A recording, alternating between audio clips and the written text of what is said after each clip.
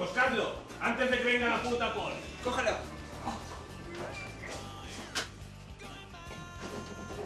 Vuelve a moverte y te reviento los sesos. Me estás poniendo muy nervioso. Cálmate, Montag. Ya casi hemos terminado. Dámelo. Sé que lo tienes tú. No, él no tiene nada. Tranquilízate, lo estabas haciendo muy bien. Como no me lo devuelvas, te mato, joder. ¡Baja el arma!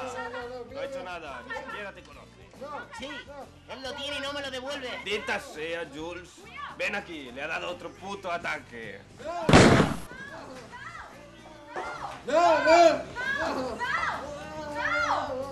¡Todo es por tu culpa! ¡Puta! ¡Hijo de puta!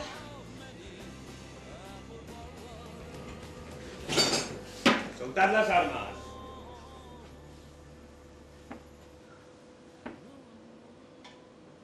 Se ha cargado a ese capullo amarillo. Por su culpa pasaremos nuestras vidas encerrados. ¿Es que no te quieres dar cuenta? Ese loco nos hubiese matado a todos. Tranquilízate, solo era un puto ataque de nervios.